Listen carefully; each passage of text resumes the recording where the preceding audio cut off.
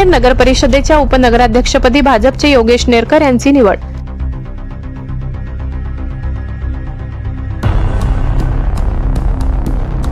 पिंपळनेर नगर परिषदेच्या उपनगराध्यक्ष आणि स्वीकृत सदस्यपदाची निवड प्रक्रिया नुकतीच नगराध्यक्षा डॉक्टर सौ योगिता जितेश चौरे यांच्या अध्यक्षतेखाली उत्साहात पार पडली। या चुरशीच्या निवडणुकीत भारतीय जनता पक्षाचे उमेदवार योगेश सोमनाथ नेरकर यांनी शिवसेना शिंदे गट उमेदवार विजय साहेबराव गांगुर्डे यांचा 10 विरुद्ध 9 मतांनी पराभव करत उपनगराध्यक्ष पदावर कब्जा मिळवला। निवडणूक निर्णय अधिकारी म्हणून मुख्याधिकारी दीपक पाटील, इंजिनियर तेजस लाडे यांनी कामकाज पाहिले।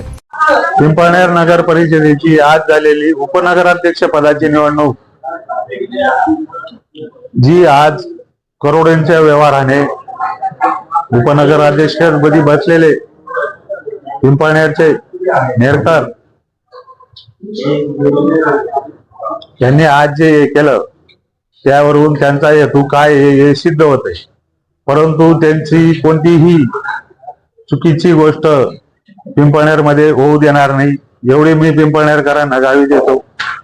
जय महाराष्ट्र। उपनगराध्यक्ष निवडीसोबतच स्वीकृत सदस्य म्हणून भाजपच्या वतीने डॉक्टर दयानंद कोतकर तर शिवसेना शिंदे गटाच्या वतीने संभाजीराव शिवाजीराव अहिरराव यांची निवड करण्यात आली। या निवडीनंतर भाजप कार्यकर्त्यांनी फटाक्यांची आतिषबाजी आणि गुलाल उधळून जल्लोष केला। गावातून भव्य मिरवणूक काढली। या प्रसंगी भाजपचे जिल्हाध्यक्ष बापूसाहेब खलाने, उपाध्यक्ष चंद्रजित भांबरे यांच्यासह पदाधिकारी कार्यकर्ते मोठ्या संख्येने उपस्थित होते।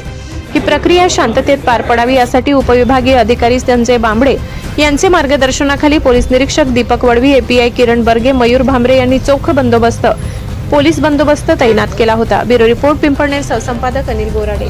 आज 8/1/2026 रोजी माननीय नगराध्यक्ष यांच्या पीठासन अधिकारी खाली उपनगराध्यक्ष या पदाची निवडणूक होती।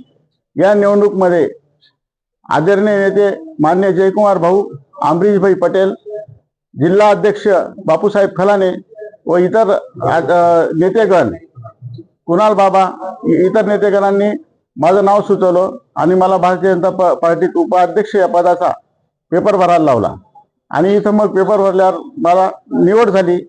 आमच्याकडे 10 लोक होते, विरोधी पार्टीकडे 9 लोक होते। मग अध्यक्ष मॅडम यांच्या अध्यक्षतेखाली आमची निवड झाली। निवड झाल्यानंतर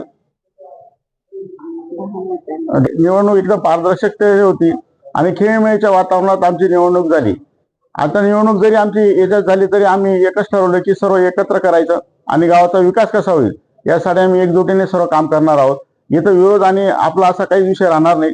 गावाचा विकासासाठी आम्ही एकजुटीने काम करणार आहोत। एवढं बोलून माझे 2 शब्द संपवतो। जय हिंद, जय महाराष्ट्र।